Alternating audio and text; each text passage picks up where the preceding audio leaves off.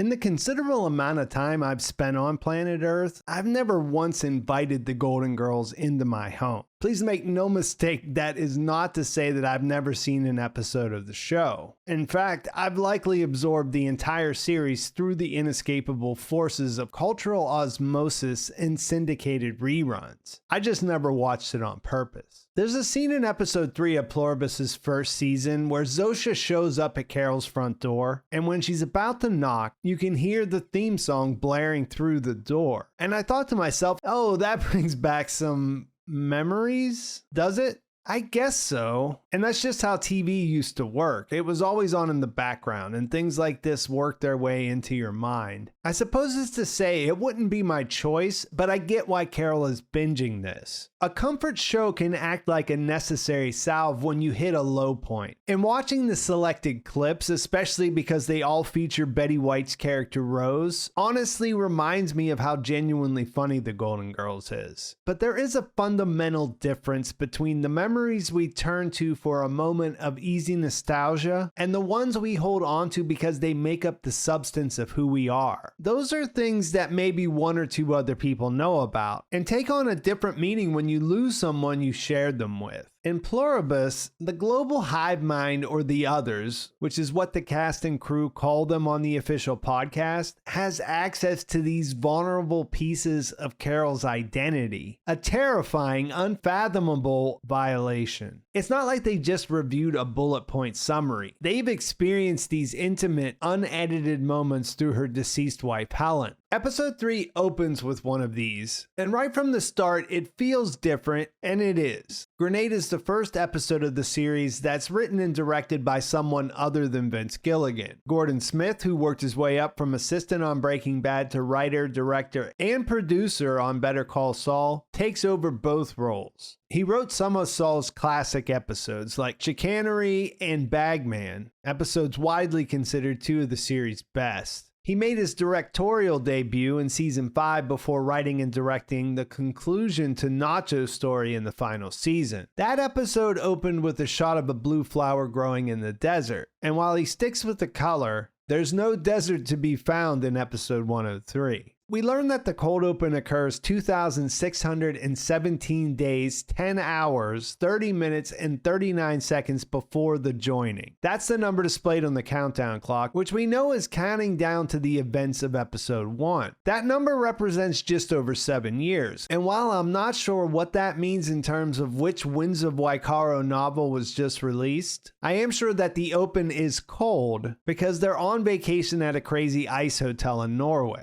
This stunning, isolated location, the kind of beautiful once-in-a-lifetime setting reserved for life's most defining and now completely, utterly exposed moments, makes for what feels like the right way to open the episode. Apparently, there are quite a few of these hotels, and it's quite invigorating once you get used to it. The cold doesn't appear to be stimulating Carol's nerves or making her feel a primal connection to the world. Helen is doing a much better job of achieving the like the yolk and the egg experience, tucked away in this particular shell, feeling cozy. And while this scene doesn't tell us that much that we didn't already know, it is nice to get a glimpse of what their life was like before the world got turned on its head. It reinforces the tagline's declaration that Carol's the most miserable person on Earth. I mean, the idea that you could travel this great distance to be at this exquisitely crafted location with the planet's greatest light show overhead and not feel overwhelmed with joy is relatable in a way, as is not being able to be present in the moment with this amazing person who has chosen to share their life with you because you're thinking about where your latest book landed on the bestsellers list. I just don't think Carol's reaction is winning anyone over here. What's more, the person who knows her best and still loves her points out that it's actually the perfect place to be because she loves feeling bad. The Northern Lights look like a screensaver? Come on. When the show was announced and they referred to the character as a curmudgeon, it was kind of hard to imagine that wasn't an exaggeration, knowing it was Rhea Seehorn. But when Carol complains about the bed being a block of ice repeatedly and says sitting on it makes her want to pee, yeah, Carol is basically a grumpy old man.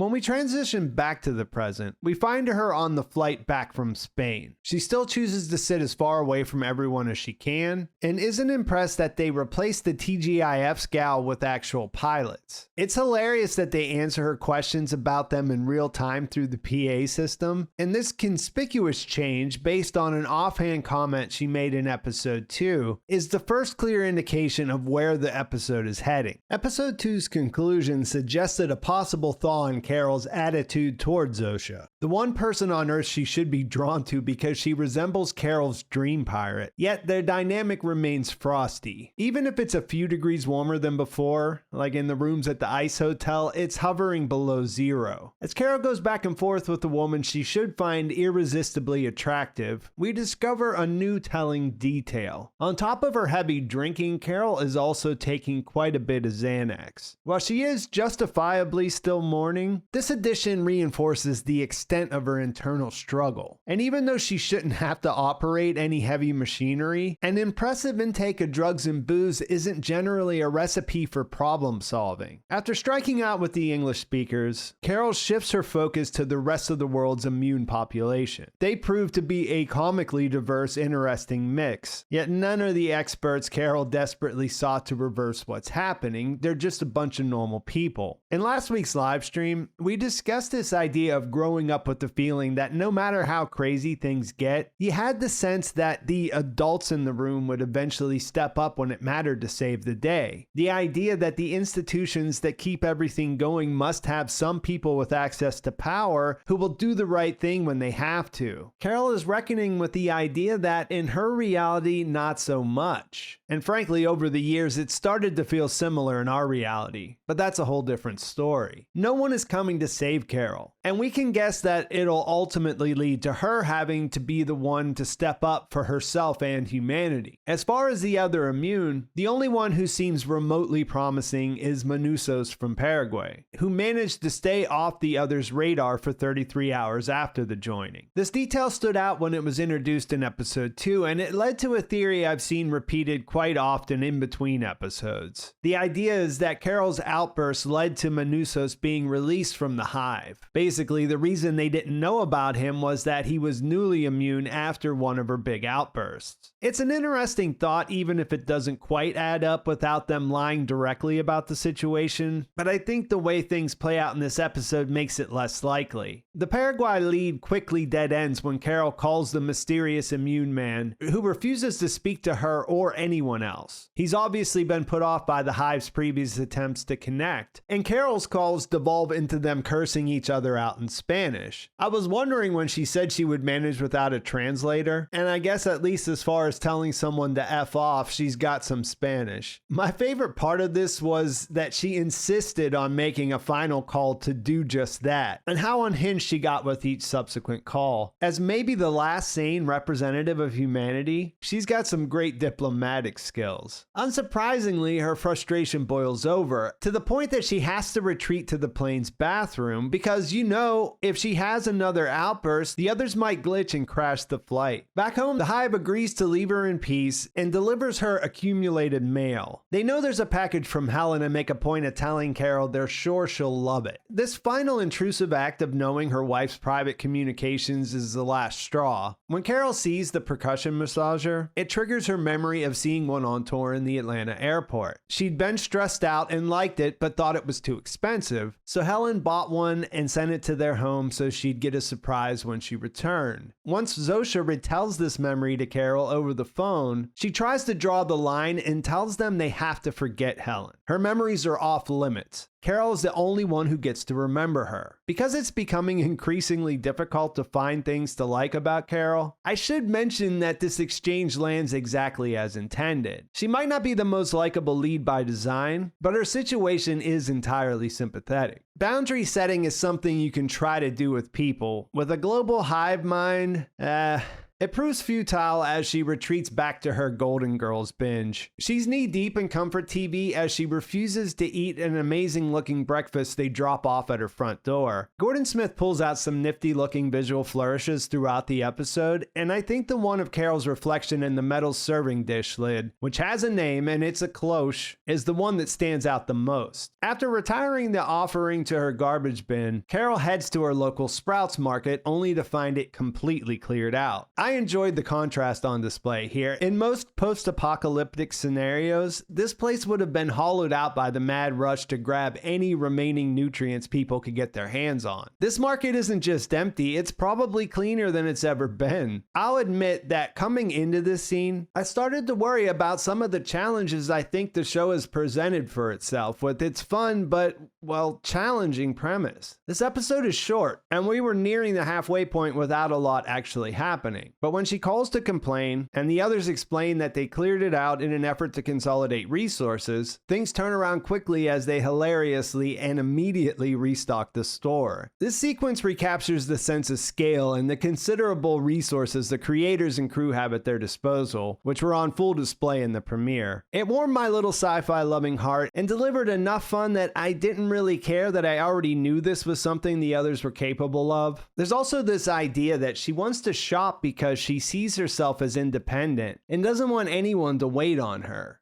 But her request requires an incredible mobilization effort to make it happen. I thought this was a smart way to highlight this sort of privileged line of thinking from someone who's used to getting what she wants, but also has to justify bending people to her wishes. It's not my fault, I've just always had this independent streak. Later, as she's recommencing her binge, her lights go out. When she calls again, which I should mention, these calls start to feel more and more like someone calling to complain to the manager as the episode goes on. The others apologize, saying they accidentally turned off her lights, quickly remedied the situation, and that they're turning off the rest to conserve energy. This is another detail that stands out and works with their precision and efficiency. It makes you wonder, considering the way they work together, is there anything they can't do? There's at least one thing that comes up later, so hold that thought until we get back to it. When they ask if there's anything they can do to cheer her up, which, okay, good luck with that, that's another thing to add to the list. But when they ask if there's anything they can do, Carol sarcastically says there's nothing wrong with her that a hand grenade couldn't fix. That offhanded thought sets things in motion for a dramatic turn before the episode's climax. Carol pops another Xanax, starts drinking vodka, watches more Golden Girls like you would, and then Zosia eventually shows up with an actual hand grenade. Based on her reaction, Zosia feels pretty sure the request was sarcastic, but since they're both there, Carol invites her in to have a drink. A note from last week's official podcast added context to how the actors portray being a member of the Hive while still presenting as an individual. There's really some mindfuckery going on, which, to Carol's credit, she enjoys calling out. After Zosia kind of cutely fires off a bunch of fun vodka facts, like an actual person having their first real bonding experience over an alcoholic beverage, things turn serious. Carol wants to know how long it'll be before they can reverse her immunity to assimilate her into the Hive. It's a fair question, especially now that we've seen what they're capable of if they put their mind to something. I don't know exactly how many people are left, but something like 7 billion. That's a big mind. Zosia maintains the time frame is hard to predict since scientific advances tend to ebb and flow. They're working around the clock so that it could be as soon as a couple of weeks, or it could take months or longer. From Carol's perspective, it's an inevitability, and Zosia confirms they have a biological imperative to bring everyone into the fold. This idea starts Carol on a rant about how none of it makes sense. On the one hand, they say they want her to be happy, that her life is her own, and give her all this agency, but it's just something she has until they can make it so that she doesn't. Zosia compares what they're trying to do to throwing a life preserver to someone who's drowning. Carol takes offense at the idea, but I hate to break it to her, they've got a point, and I guess that means Zosia's right when she says she just doesn't know it. I'm not necessarily saying what she needs is to become a member of the hive mind, but she's clearly got some issues. When Carol tries to turn the conversation around and describes what she thinks it must be like to be in the hive mind, she ends up comparing it to every Rick Steves special ever. This is something that came up in the flashback with Helen, and I wasn't familiar with the name, but it turns out he's an extremely popular travel writer who I suppose has been on PBS for a long time.